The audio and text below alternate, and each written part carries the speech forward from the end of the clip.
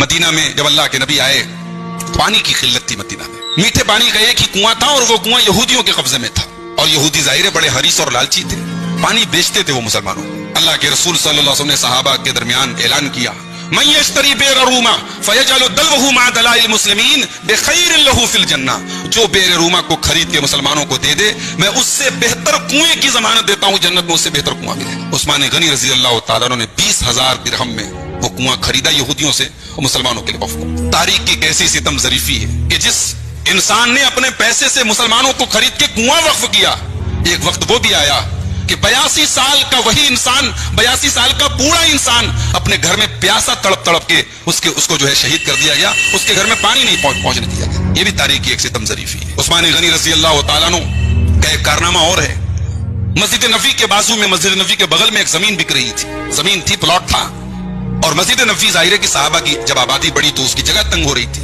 اللہ کے رسول صلی اللہ علیہ وسلم نے صحابہ کے درمیان اعلان کیا، من یشتری بقعۃ آل فلان، فلاں خاندان کی زمین ہے مسجد کے بازو میں، مسجد کے بغل میں، کوئی خرید کے مسجد میں دے دے، میں اسے ضمانت دیتا ہوں بخیر لہا فی الجنہ، جنت میں اس سے بہترین زمین اسے ملے گی۔ عثمان غنی رضی اللہ تعالیٰ عنہ نے 25,000 درہم خرید کے، 25,000 درہم سے اس زمین کو خرید کے مسجد میں وقف کر دیا، اور اس کے بعد اپنے دور خلافت میں مسجد نبوی کی نئے سرے سے پوری تعمیر کرائی، اس کے پلرز، اس کی دیواریں، سب کچھ نئے سرے سے انہوں نے تعمیر کرائی۔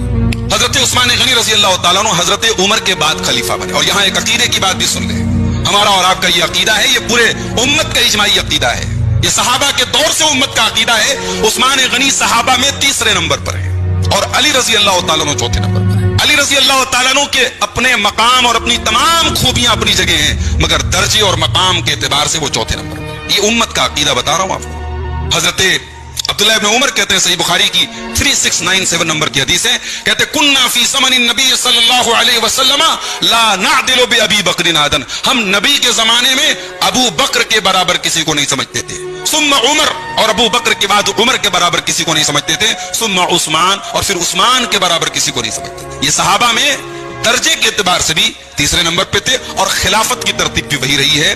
حضرت عمر فاروق رضی اللہ تعالیٰ عنہ، جیسا کہ میں نے پچھلے درس میں بتایا تھا کہ اپنی وفات، اپنی شہادت کے پہلے آخری اوقات میں حضرت عمر فاروق نے 6 لوگوں کی ایک کمیٹی بنائی، 6 لوگوں کی ایک کمیٹی بنائی اور کہا کہ ان میں سے کسی کو مشورہ کر کے خلیفہ بناؤ۔ حضرت عمر بڑے دور اندیش آدمی تھے، انہوں نے 6 لوگوں کی کمیٹی بنا کے امت کو ایک اور سبق دیا کہ ضروری نہیں ہے کہ مسلمانوں کا خلیفہ سب سے افضل ہو، بھئی خلافت اور حکومت کے لیے انسان کا نیک ہونا کافی ہے، انسان کا دیندار ہونا کافی ہے، سب سے افضل ہونا یہ ضروری نہیں ہے۔ بھئی کبھی کبھی ایسا بھی ہوتا ہے، مسجد میں ایک آدمی ہے، بہت متقی ہے، بہت پرہیزگار ہے، حکومت کے لائق نہیں ہے، حکومت ایک الگ چیز ہے، یہ نقطہ ذہن میں ہونا چاہیے۔ بھئی ابو بکر رضی اللہ عنہ اتفاق سے سب سے افضل تھے، حضرت عمر اتفاق سے سب سے افضل تھے، حضرت عثمان اتفاق سے سب سے افضل تھے، اور حضرت علی ان کے بعد سب سے افضل تھے۔ یہ چاروں ہستیاں اپنے اپنے دور میں سب سے افضل تھیں، مگر یہ ضروری نہیں ہے۔ یہ حضرت عمر نے 6 لوگوں کی کمیٹی بنا کے یہ امت کو پیغام دے دیا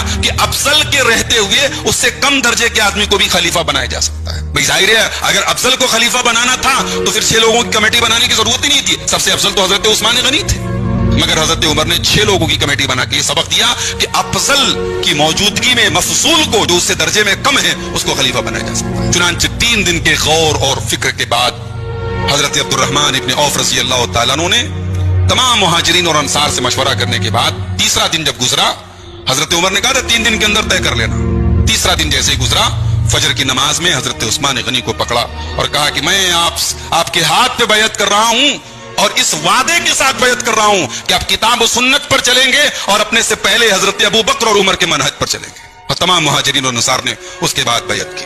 حضرت عثمان غنی رضی اللہ تعالیٰ عنہ نے 12 سال کا دور خلافت پایا، 12 سال آپ کی خلافت رہی، اور اسلام کا بڑا ہی خوبصورت دور تھا، یہ مسلمانوں کا بڑا ہی خوبصورت دور تھا، بڑی فتوحات کا دور تھا، بڑی خوشحالی کا دور تھا۔ اس دور میں 12 سال کے اس دور خلافت میں آرمینیا، خراسان، کرمان، سجستان، افریقہ، قبرص، یہ تمام کے تمام علاقے فتح ہوئے۔ پہلا بحری بیڑا سمندر کے راستے سے پہلی بار اسلامی فوج روانہ ہوئی حضرت امیر معاویہ رضی اللہ تعالیٰ عنہ کی قیادت میں عثمان غنی کے دور میں۔ طرابلس اس دور میں فتح ہوا، الجزائر اس دور میں فتح ہوا، موروکو اس دور میں فتح ہوا۔ یہ تمام بڑے بڑے علاقے ہیں جو حضرت عثمان غنی کے دور میں فتح ہوئے۔ عثمان غنی رضی اللہ عنہ کے دور میں کوفہ کے اندر، عراق کے اندر کچھ لوگ قرآن میں اختلاف کرنے لگے۔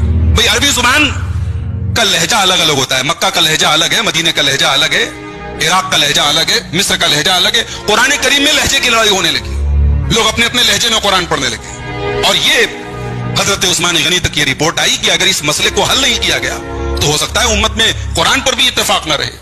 تو حضرت عثمان غنی نے ام المومنین حضرت حفصہ رضی اللہ عنہا کے پاس جو قرآن کی کاپی رکھی تھی, جو حضرت ابو بکر کے دور میں جو یعنی اللہ کے نبی کے زمانے میں ہی قرآن تو لکھ لیا گیا تھا, اس کو کلیکٹ کر کے اکٹھا کر کے اور جس ترتیب سے اللہ کے رسول نے بتایا تھا. یہ بات یاد رکھیے کہ قرآن کی ترتیب بھی رسول کے حکم سے ہوئی ہے. ایسا نہیں ہے کہ سورہ ناس آج قرآن کی 114 نمبر کی سورت ہے تو اس کی ترتیب کہیں اور تھی. جس سورت کا جہاں جو مقام ہے وہ رسول کے اشارے پر ہوا ہے. تو حضرت حفصہ کے پاس وہ قرآن کی کاپی رکھی تھی جو حضرت ابو بکر کے دور میں تیار ہوئی تھی رسول کے بتائے ہوئے طریقے کے مطابق. اور ظاہر ہے کہ وہ قرآن جو تیار ہوا تھا وہ قریش کے لہجے پہ تیار ہوا تھا, قرآن قریش کی زبان میں نازل ہوا تھا. حضرت عثمان غنی نے اس قرآن کی مختلف کاپیاں تیار کروائیں اور تمام اسلامی ریاستوں میں اور صوبوں میں بھیج دیا کہ بھائی یہ ہے قرآن کی اصل کاپی, اسی پر سب کو تلاوت کرنا ہے, ابھی قرآن کے لہجے میں کوئی اختلاف نہیں ہونا چاہیے. یہ حضرت عثمان غنی کا بہت بڑا کارنامہ ہے. اس کارنامے کی وجہ سے حضرت عثمان غنی کو جامع القرآن بھی کہا جاتا ہے. امت کو ایک قرآن پر آپ نے اکٹھا کیا. اب آئیے حضرت عثمان غنی کے چند فضائل دیکھ لیتے ہیں. عثمان غنی رضی اللہ تعالیٰ عنہ کے اندر ایک بڑی خاص بات یہ تھی کہ اللہ تعالیٰ نے آپ کو حیا سے نوازا تھا. بھئی حیا ایک شریعت میں حیا ہوتی ہے جو شریعت نے جس کی تعریف کی ہے کہ برائی انسان برائی سے دور رہے, برائی سے اتنا دور رہے کہ برائی کا نام لیا جائے اس کے پسینے پر, اس کے ماتھے پر پسینہ آ جائے, گندگی کا نام لیا جائے اس کے چہرے کی رنگت بدل جائے, ایسی حیا ہو. اور ایک حیا ہے جو شریعت کی نظر میں بری ہے کہ دین سیکھنا ہے, شریعت سیکھنا ہے, شریعت کا کوئی مسئلہ پوچھنا ہے. اب آدمی شرما رہا ہے بھئی یہ مسئلہ کیسے, کوئی مسئلہ ہے تو پوچھنا تو پڑے گا. رسول کے زمانے میں تو عورتیں پوچھتی تھی مسئلہ. تو حیا دین کے معاملے میں رکاوٹ نہیں بننی چاہیے. لیکن دنیا کی گندگیوں سے بچنے والی جو حیا تھی وہ عثمان غنی کے اندر کھوٹ کھوٹ کے بھری تھی. عثمان غنی اتنے حیادار تھے کہ ابن ماجہ کی صحیح روایت ہے, 154 نمبر کی روایت ہے, اللہ کے پیارے نبی صلی اللہ علیہ وسلم فرماتے ہیں ارحم امتی بامتی ابو بکر, میری امت میں سب سے زیادہ رحم دل ابو بکر ہیں. واشدہم فی دین اللہ عمر, اور اللہ کے دین کے معاملے میں سب سے سخت عمر ہے. واصدقہم حیاء عثمان, اور حیا کے اعتبار سے سب سے سچے عثمان. عثمان کی حیا نقلی حیا نہیں ہے. عثمان کی حیا ایسی نہیں ہے کہ پبلک میں کچھ ہو پرائیویٹ میں کچھ ہو. عثمان کی حیا دکھاوے گی. عثمان سچے حیادار ہیں, سب سے سچی حیا والے عثمان ہیں. وَأَقْضَاهُمْ عَلِيُّ بْنُ أَبِي طَالِبٍ, اور سب سے صحیح فیصلہ کرنے والے علی بن ابی طالب ہیں. وَأَقْرَؤُهُمْ لِكِتَابِ اللَّهِ أُبَيُّ بْنُ كَعْبٍ, اور قرآن کی سب سے زیادہ قرات کرنے والے اور تلاوت کرنے والے ابی بن کعب ہیں. وَأَعْلَمُهُمْ بِالْحَلَالِ وَالْحَرَامِ مُعَاذ بن جبل, اور حلال اور حرام کی سب سے زیادہ نالج رکھنے والے معاذ بن جبل ہیں. وَأَفْرَزُهُمْ زَيْدُ بن ثابت, اور علم الفرائض کا, زمین جائیداد کا ترکہ کس کو کتنا دیا جائے, اس علم کے سب سے زیادہ ماہر زید بن ثابت ہیں. الا وَإِنَّ لِكُلِّ أُمَّةٍ أَمِينًا, ہر امت کے اندر ایک امانت دار ہوتا ہے, ایک امین ہوتا ہے. وہ امین هذه الامه ابو عبیدہ بن الجراح, اور میری امت کا جو امین ہے وہ ابو عبیدہ ابن جراح ہے. تو رسول نے حیادار کہا. عثمان غنی اتنے حیادار تھے. اما عائشہ فرماتی ہیں, صحیح مسلم کی 2401 نمبر کی روایت ہے, اما عائشہ فرماتی ہے کہ رسول اکرم میرے کمرے میں لیٹے ہوئے تھے. اتنے میں حضرت ابو بکر صدیق رضی اللہ تعالیٰ عنہ آئے. اللہ کے رسول لیٹے تھے اور آپ کی پڈلی یا آپ کی ران کھلی ہوئی تھی. آپ نے اپنا کپڑا اس طریقے سے پہنا ہوا تھا کہ آپ کی پڈلی نظر آ رہی تھی یا آپ کی ران نظر آ رہی تھی. تو اما عائشہ کہتی ہے کہ حضرت ابو بکر آئے, اللہ کے رسول اسی حال میں لیٹے رہے, ان سے تھوڑی دیر گفتگو کرتے رہے. پھر حضرت عمر فاروق آئے, رسول اکرم اسی حال میں لیٹے رہے, حضرت عمر فاروق سے گفتگو کی آپ نے.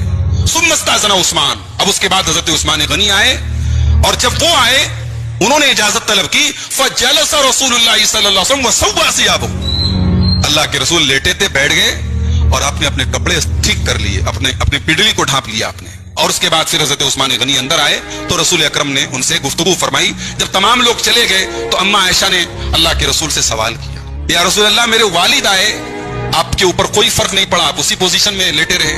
عمر فاروق آئے, آپ اسی پوزیشن میں لیٹے رہے. حضرت عثمان غنی آئے تو آپ نے پوزیشن چینج کر دی, آپ نے فوراً اپنے کپڑے کو درست کر لیا. ایسا کیوں کیا آپ نے؟ اللہ کے رسول صلی اللہ علیہ وسلم نے فرمایا, صحیح مسلم کے الفاظ ہیں, الا استحیی من رجل من تستحیی منہ الملائکہ, اے عائشہ کیا میں ایسے انسان سے حیا نہ کروں جسے دیکھ کر کے فرشتے بھی حیا کرتے. یہ عثمان غنی ہے. ہمارے نوجوانوں کے لیے بہت بڑا پیغام ہے.